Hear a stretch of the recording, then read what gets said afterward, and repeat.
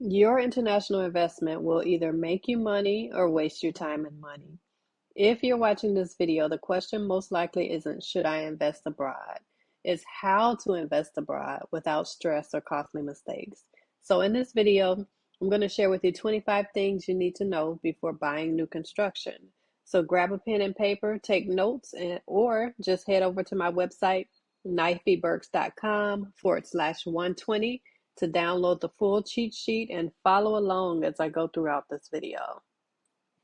All right, so I'm going to jump right in because this is going to be 25 tips, and I don't want this video to be 8 hours long. I want to be mindful of your time as I go through this video.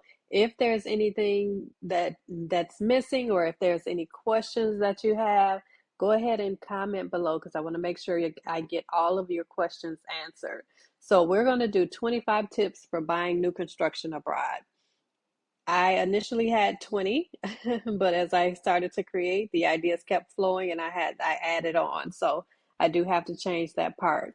First thing we're going to jump into is your why. Get clear on your why. And I know we hear this all the time in different aspects of our life, but this is super important for those of you that are going to be investing for different reasons. So you may be investing for just for general investment purposes. You want to bring in additional streams of income, or you want it to be available to leave a legacy for your family. So you can be investing for general investment purposes.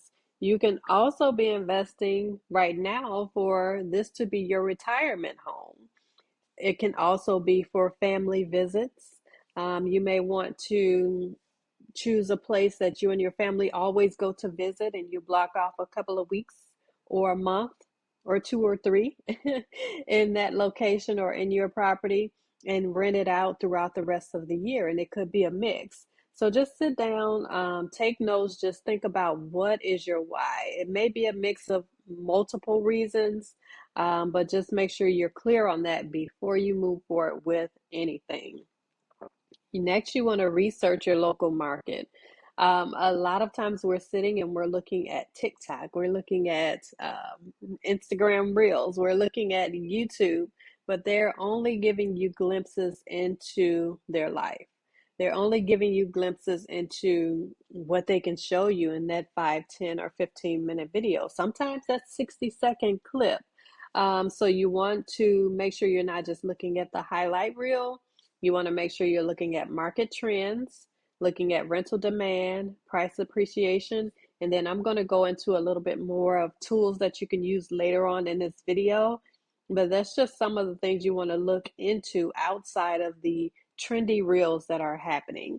Another thing that you want to do is, of course, you want to watch YouTube videos of people that are living in the location that you're in. You can join expat forums or Facebook communities. You can join WhatsApp communities in the locations that you're looking to move to. You don't want to, like I said, focus on just learning from the little 60-second reels or clips and the little brochures that may be handed to you when you walk into a center. You want the full picture. So that's a part of your research, not just the 60-second clips that you see online. Understand foreign ownership laws. There are some areas that you are not able to purchase property as a foreigner. For example, right now, I am in Playa del Carmen. Here in Playa del Carmen, along the coastline, foreigners cannot buy. There are some stipulations and things that can be looked into with an attorney, but for the most part, foreigners cannot buy along the coast. So you need to look into the laws of the area, and that's something you can do a quick Google search, or you can connect with an attorney in that area. If you're further ahead and close to purchasing your home, then make sure you're looking at the laws of whether you can purchase. I know, for another example, in Thailand, a place where I'll be going to next year, you cannot buy, well, you can only buy condos. I don't think that you can buy land. You can't buy your own home there. So that's another thing to look into. I believe that's Thailand. Um, but the next thing you want to do is when you're buying new construction, vet the developer's track record. You want to research their track record. You don't want a developer that gives crappy finishes or gives crappy finished products. There was a developer in the US that a lot of us realtors used to work with, and I've been a licensed realtor since 2001. And there's a lot of, not a lot of, but there's a developer in the US, I'm not going to name any names, that got a couple of, not a couple, a lot of lawsuits a couple of years ago because people were finding so many things that were happening in their homes and specifically with that developer. So you want to make sure you're looking at that developer's track record. You can do a simple Google search, look at reviews, go on the developer's website, look at reviews. You can go on YouTube and search reviews for, and then type in the developer's name and kind of look at their track record that way. Always do a title search. You're going to hire a local attorney. I would not go through any sale internationally without an international or an attorney that has experience with international deals or people that are living in another country so that they can go through that with you. Know the true cost beyond the sale price. This is super important because you want to make sure that you're including, just as in the US, your closing costs, your legal fees, your taxes, your HOAs, maintenance, insurance, property management. We'll go over property management shortly, but you want to make sure all of that's included in addition to your payments that will be happening throughout the process of the build. We'll go through that in a second as well. But next, you want to confirm short-term rental rules. This is important as well because many of you that are in the US, especially if you already own Airbnbs there, we know there are a few cities that have set up limitations for Airbnb, such as Atlanta, and I believe Dallas has, or Dallas is planning on limiting short-term rentals. They've changed the rules. So make sure you're looking at the rules in the area of where you're looking to buy. If you're planning on doing a short-term rental such as Airbnb or VRBO, you can just look at their the Airbnb website and look at short-term rental information there. Look up, they have areas where you can look at laws and things on there. Check rental demand and seasonality. You can look at a website called airdna.com. For the most part, you can get free information there. But of course, if you're doing too much with the research, they're going to ask you to upgrade. But you can get a little bit of information there for free, checking the demand for seasonality, the rental rates. And then if you're working with a developer, they're going to have that information for you as well. They're going to have the ROI, return on investment. They're going to have the how much your rental will rent throughout the year based on the season. So right now, again, I'm in Playa del Carmen. One of the developers that I'm working with, their rental rate year round is about 90% because I'm in a tourist area. So that may be another thing that you want to look into. You want to make sure you're looking into areas that people are coming to. You don't want to, especially if you're doing an investment property overseas, even if you're planning on blocking out a month here and there for your family, you want to make sure those other months are rented so that you can earn money. So I would definitely choose a property that is more in a tourist area than not.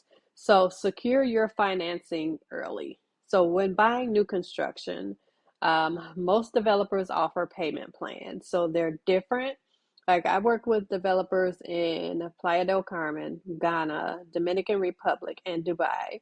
Um, all of their payment structures are similar, but there is a difference in the percentages. So, for example, this one is an example of the developer here in Playa del Carmen.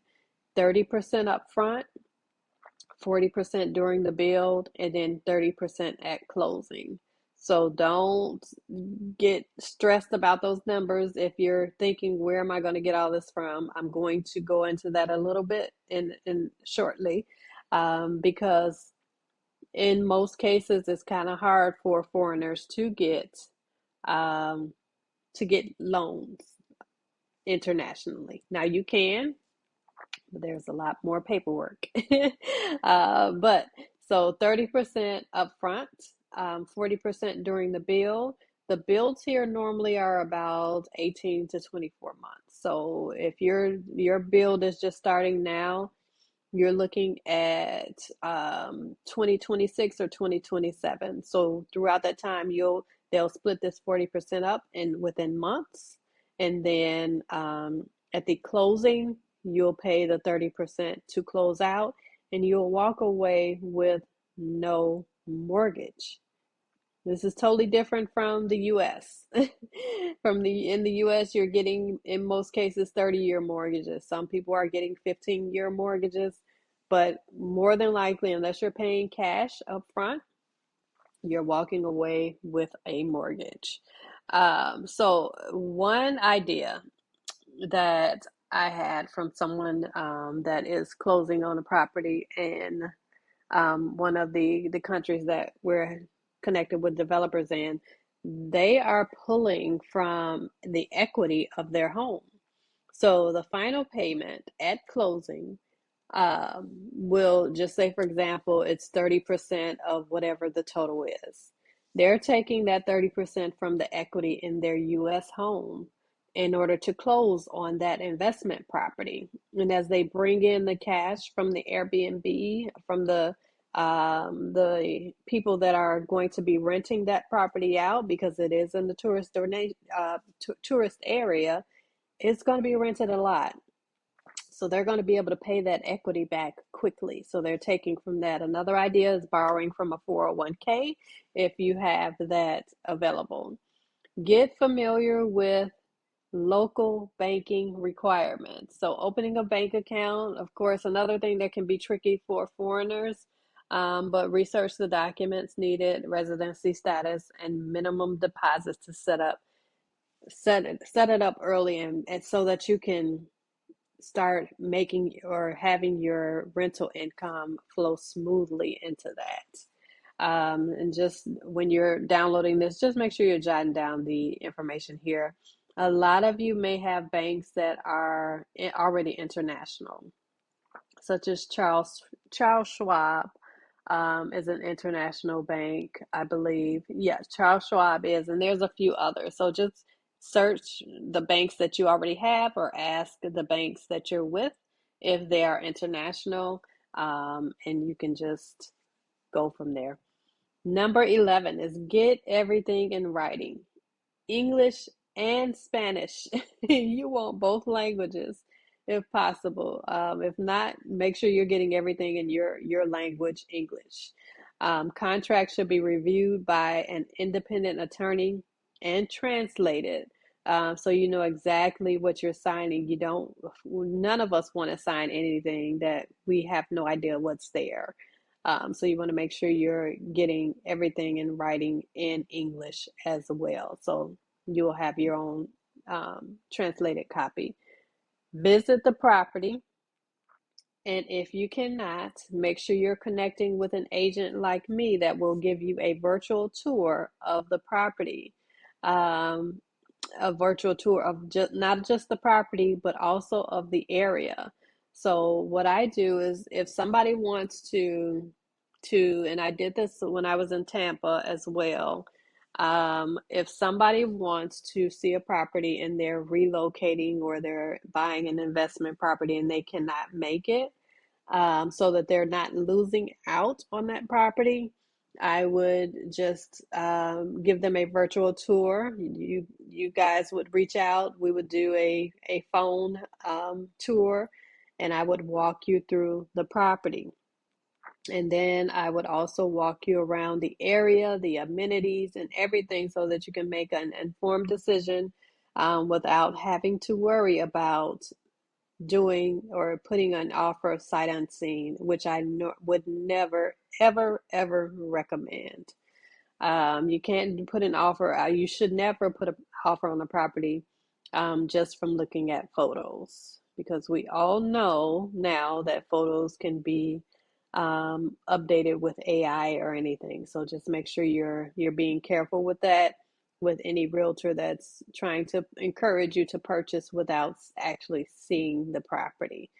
13, you want to build your local power team, which is your agent. Now, if you're looking in Mexico, Playa del Carmen, we handle Playa del Carmen, Tulum, also Dominican Republic, Punta Cana area, and then Ghana, and then Dubai. And then we have some things coming up in Kenya and Nigeria. So I would be able to help with that. We would also connect you with an attorney. So this is something that you don't have to worry about when you're building your team. All you have to do is connect with your agent first. Your agent should have contacts for or references for attorneys, tax advisors, and property managers who understand both the local market and the needs of foreign investors. Another tip that I want to throw in is if you are planning to buy abroad, it is I'm not going to say required, but it's recommended that you also have a U.S. attorney look over your paperwork as well. You want to make sure you're not getting into something that you can't get out of. You want to make sure you're not setting yourself up for failure, and having the attorney wherever you're looking. Just say, for example, if you're having an attorney here in Playa del Carmen, but you live in Florida, have that your Florida attorney also look at those contracts as well, and they can kind of work together and make sure the wording is appropriate and make sure everything is appropriate before you sign. So that's just a tip, recommendation. It's not required though. Number 14 is to plan for property management. This is another thing that your realtor or developer should give you a recommendation for, because if you're not there year round, if you're not living on the property, you want to make sure you have a reliable property manager. There are some properties, such as the properties that we have in Punta Cana, where the property manager is already included. It's required that you use their included property manager, but other ones you have to get recommendations. Number 15, consider citizenship or residency perks. Some countries offer residency or citizenship to you if you invest in a property. I believe Panama is one of them, but then you can explore visas like the Golden Visa, which is, I believe that's in Dubai, or similar programs that give you those added benefits as an investor. Number 16 is to protect yourself against scams. You want to make sure that, of course, like I said, once again, work with an attorney. Double check your developer's credentials, which we spoke about earlier, and never wire money to an unverified account, or if somebody insists on an escrow up front that's not a developer that you've connected with, then make sure you are confirming directly with the developer that you're working with in order to make sure you have their correct information, because you don't want anybody else coming in, of course, and snatching your 30% down payments and it's going to their account somewhere else.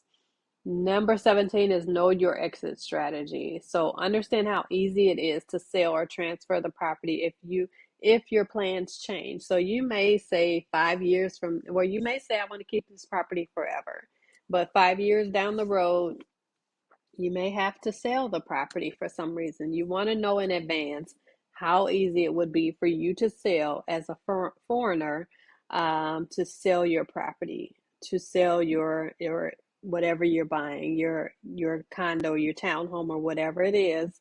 You want to make sure there's no restrictions, and then you want to find out transaction costs. Now, transaction costs today may, of course, be totally different in 5 years, but you want to at least know a basis for it. Number 18 is to factor in tax implications. Consult a cross-border tax expert about U.S. and local taxes on rental income. Now, this is similar to what I was saying earlier with the attorney. To have a US based attorney look over the contract as well, you want your US based tax professional to give you any advice that you can as well, especially if you're going to be living in both countries. So I would definitely make sure you have as much of a team available as possible where you are, whatever state you're in the US, and then also a team available with wherever you're buying. Number 19 is to prepare for culture and communication differences. Embrace the local customs. One thing that I want to point out is that what I've noticed is I am currently in Playa del Carmen, and their fast is not our fast in the US. And what I mean is when when we say in most cases we're going to return a phone call or we're going to meet at a certain day or time. In the US, we're gonna get that done quickly. But a lot of people here, what I've noticed is it feels like a vacation all the time. So a lot of things are dragged out, and it's nothing against the people here in Playa del Carmen because I love it here. But don't expect the customs um, to be similar to where you are. Timelines may be different, negotiation styles may be different. In the US, um, with us writing contracts for clients, usually we're getting those contracts done right away or within, I would say, more than likely 24 hours. But negotiation styles overseas may take days, maybe even a week. So you just got to embrace the local custom and roll with it. Number 20, review the developer's warranties and after sales support. Ask what warranties come with your new construction property. For example, your appliances, your fridge, your stove, your washer. Some places will have washer and dryer combined. Whatever you have in there, make sure if it's possible to get it under warranty, then get it under warranty. And this is a tip that I gave to my new construction buyers in the state that I was in Tampa. Um, I would always tell them if your warranty ends in a year, make sure you're getting an inspection at month 9 or 10 to check and see if anything is wrong with your things that are under warranty or the property or whatever is under your warranty, and then take that inspection and give it to your developer because you're still under warranty, and get those things repaired and taken care of before your warranty ends. Don't wait until that warranty is over. Also ask them about after sales support, how long they will give support, answer questions, or anything after the sale is over. Another thing you want to do is understand the homeowners association rules and fees. It may be different from where you are in the US. Their renovation styles may be different. Their renovation time frames may be different. Their renovation budgets may be totally different. So you want to make sure you get a copy of the bylaws and the fee schedule ahead of time so that you can know exactly what's expected and what's allowed. And then number 22 is to prepare for utility setup and ongoing bills, just similar to the US. Make sure you're getting everything set up and in place before you close, and at least a few days before you close.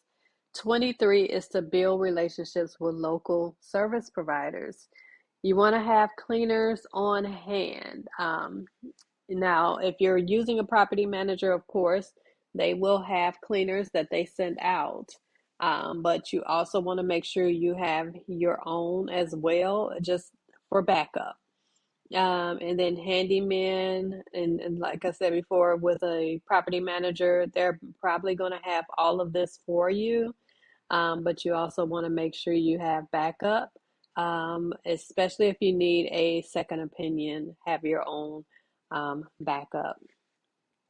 And then number 24 is to diversify across countries and property types for resilience. So just say, for example, you have, and this is all about the risk. If you have a property in, just say, Belize, and you bought that property and something happens there in Belize, and that property is no longer a property. You no longer have that property. A storm or something damaged it totally.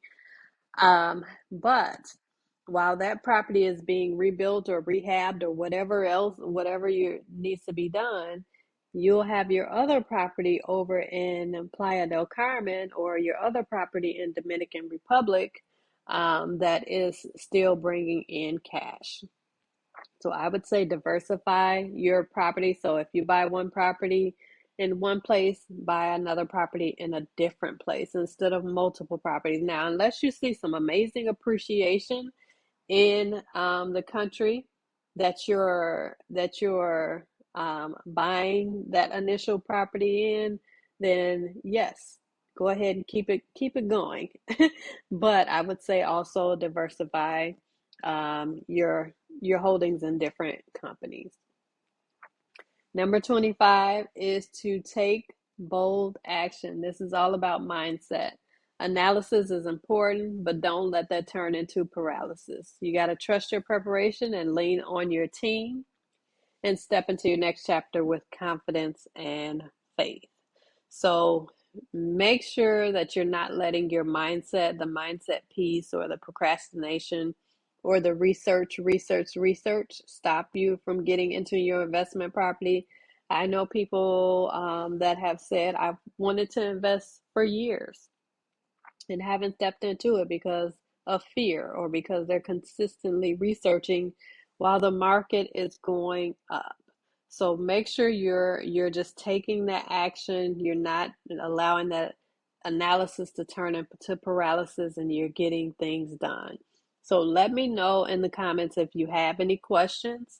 Comment below. Also, make sure you are going to my website, knifebergs.com, number /102, and download this so that you can come back to it later. I'm also going to pop the video over there as well, so you'll be able to go back to that and reference it. So let me know if you have any questions in the comments. Talk to you soon.